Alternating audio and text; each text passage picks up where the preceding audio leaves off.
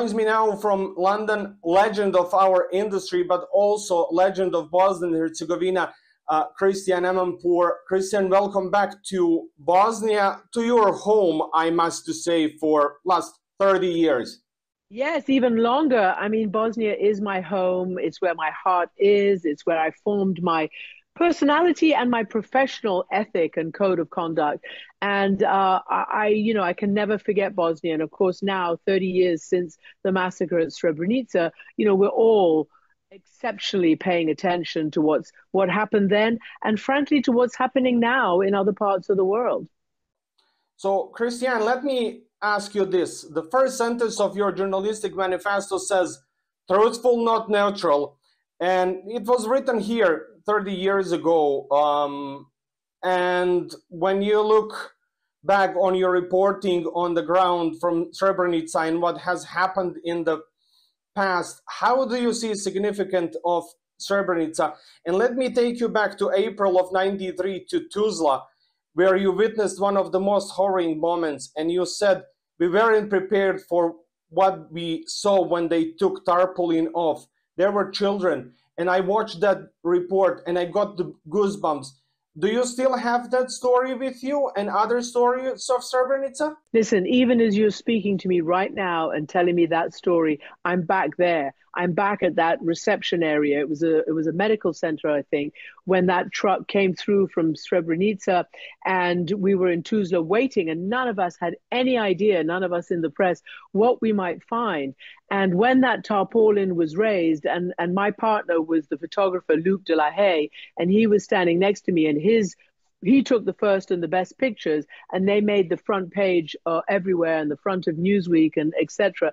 And I remember, I may be getting it wrong now, I remember these kids coming out on stretchers and trying to be brave, but they were crying, and somebody said to them in Serbo-Croat, ne bojim se, I think that's what I'm saying, don't be afraid, because you're safe now. But it was really hard to see that. Christiane, you went there and you said that you were not able to go when that happened, and we are speaking about April of '93, but in '94 you warned Bill Clinton from Sarajevo about the flip-flops of his administration, but also you had the chance to interview General Mladic. Do you believe that genocide was able to be prevented? Because I spoke with Lord David Owen, and he told me that he saved the Srebrenica in '93, but he couldn't do that in '95 because he was not there anymore. Well, look, I don't know what he's talking about, because frankly, no Western official saved anything at any time until after Srebrenica. I remember, and the reason I get teary is because it's still so real. And when you see women and children and old men, in other words, non-combatants, being not just caught in the crossfire, but being primary targets, it's impossible for people with even a vestige of a conscience and even, the minimal humanitarian, humane feelings not to get, upset about that, even all these years later. And I'm not ashamed of it. And I think that everybody should be hanging their heads in shame, from Lord Owen to everybody else, when it comes to who prevented or who failed to stop the genocide, which started as ethnic cleansing and war crimes, but then was adjudicated after Srebrenica as genocide in the War Crimes Tribunal at The Hague. People didn't stop it. So when they ask, where were you? People will have to be honest about where they were and where they were not. And our politicians, Western politicians, didn't want to intervene. So no matter what they say now, no matter how they try to justify what they did or didn't do, they did not want to intervene. And I remember Lord Owen coming to Bosnia, and we made a famous music video. I don't know, you've probably seen it, where you have Owen saying, don't think that we are the cavalry, or something like that we have come to save you. That was true. He spoke the truth then, because then nobody came to save Bosnia. There was, as you know, the airdrops and the airlift into besieged Bosnia. And I remember Bosnians telling me, what are you doing? Just fattening us up for the slaughter. I remember at the time the UN Secretary General refused to allow his UN officials to use the word siege or genocide. You remember there was a tactical encirclement. Do you remember those words? A tactical encirclement, because they refused to speak the truth. So my job and my colleagues' job was to speak the truth. And if it looked like we were, speaking the truth about what was going on in front of our eyes, we were doing that. It wasn't that we were taking sides. It was that we saw what was happening and we refused to be falsely neutral and to declare a fake equivalence. So that's where my truthful, not neutral came. Because when people criticize me for being whatever, overly emotional or taking one side or whatever, or losing my objectivity, I said, no, objectivity is telling all sides, but it is not drawing a false equivalence, and it is not drawing a moral and factual equivalence when there is none. That's called lying, and we didn't lie, and therefore I was not an accomplice to murder and to genocide. I'm proud of that, and many of my colleagues are proud as well that we told the truth. Christiane, you met with Mladic during the war and many others. When you look at that and his responsibility for Srebrenica and everything else, and the justice, how long it took to get that justice. Me and you, we jointly reported from The Hague when he was there and sentenced. Was West wrong when it comes to delivering justice, not only to Bosnia, but to everybody else, including Rwanda and any other place, with not speeding up that process, but letting it go very, very slow for decades and decades? I think it was decades and decades. It wasn't as fast as we'd all have wanted, but these people hid out. They were helped, aided, and abetted by others who allowed them to hide out. And yeah, the West didn't want to go, searching and having another war. But in the end, justice catches up with you. And that's what we have to hang on to. I'm very, very pleased with what the International Criminal Tribunal in The Hague did manage to achieve. It wasn't perfect, but let us not make perfect the enemy of the good. And Karadzic and Mladic were tried, convicted, and jailed, and they remain in jail for the rest of their lives. That was the maximum sentence. Milosevic, the same, but he died before there was a verdict. And of course, all of them, they refused to recognize the authority of the court. They spun the court, every which way. They caused the court to bend over backwards to be fair, because these people weren't cooperating. So the court had to go over and above. But in the end, and even in Rwanda, they managed to convict the worst of the worst. Not every last foot soldier, but those who directed these crimes from above.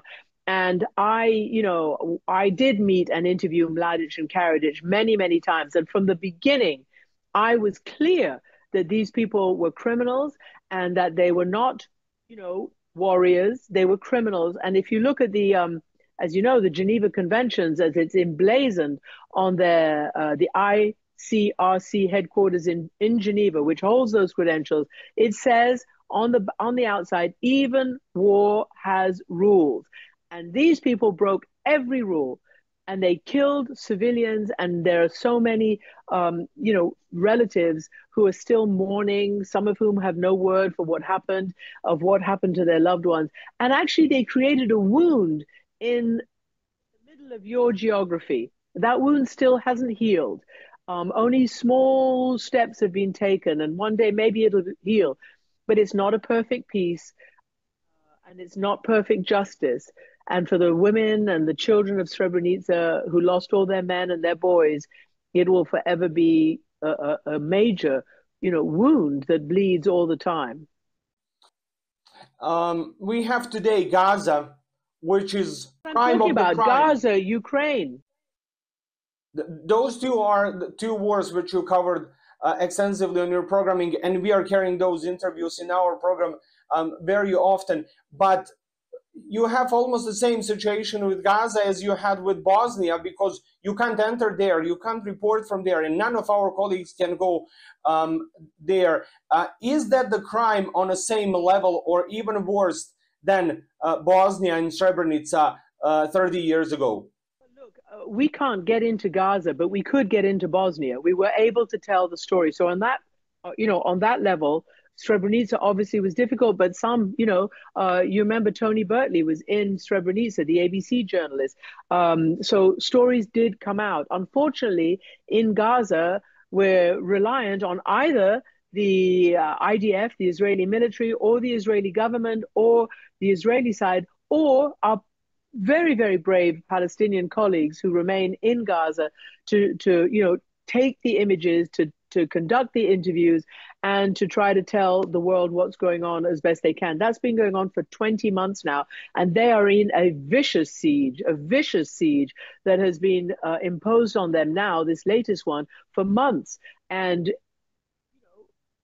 literally shooting at people who come to try and get food at this ridiculous, awful situation called whatever it is, the Gaza food distribution or whatever it is.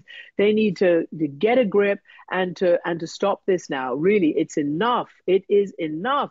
As Yitzhak Rabin, the former late prime minister of Israel, said, enough of blood and tears. It is enough, because they are not achieving anything, not Hamas, not the Israeli government, by continuing this war. Only civilians are being killed, and only hostages are not coming home. So it's a disaster what's happening. War crimes are being committed according to Israeli officials themselves. And this is terrible. This is really terrible. And to think that this is happening 30 plus years after 30 years after Srebrenica, is just terrible, and nearly 30 years after the Rwanda genocide as well. It's terrible. I mean, it's really terrible. I'm not using the word genocide about Gaza because I'm waiting to have it adjudicated and for myself to see. But I can see that war crimes are being committed there, and it's a scale that is no longer and never has been acceptable, and it must stop. And the United States of America has to get involved on the side of justice and humanity, and they have to stop it. Christiane, one more question for the end of this conversation. You were always breaking boundaries and ceilings when it comes to journalism, but now you veered off to something very interesting, a podcast which you're doing from that same room every week with your ex-husband. And as I said recently, mighty journalist versus a State Department official. How you came to that idea, and as you said in the opening of every episode, in the world like this, we need to start talking even with our exes.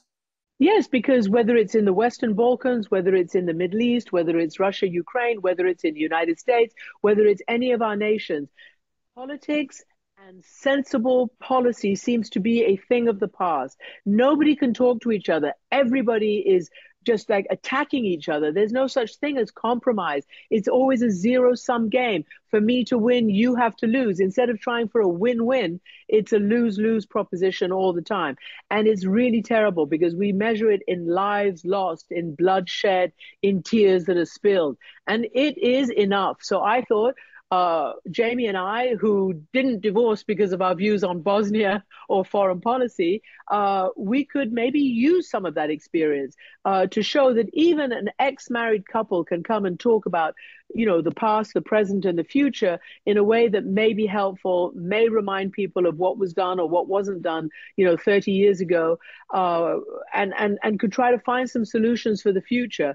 And that's what I hope we're able to do. And it's important to remember what's going on, particularly, as you mentioned, what's happening in Gaza and Israel, and what is happening even longer in Europe, next door to all of us, next door to you guys, between Russia and Ukraine, that illegal invasion, that desire for a greater Russia. Does it ring any bells? Greater Serbia? The war plan of Russia is to attack civilians, and to try to cause the Ukraine government to buckle, just like the Serbs tried to cause the Bosnian government to surrender. It didn't happen, and people are stronger than that. People want to defend their nations, want to defend their communities, want to defend their values, and they don't want authoritarians, tyrants and the rest, trying to shoot them and bomb them out of their rightful, human rights and democratic rights.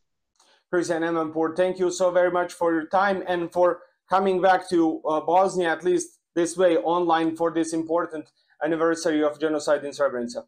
Thank you. And I just want to say some of my family will be in Bosnia this weekend. One of my brother-in-law's films is being premiered at the Warm Festival, and my sister's going. So I'm very pleased that they will see the place that formed me.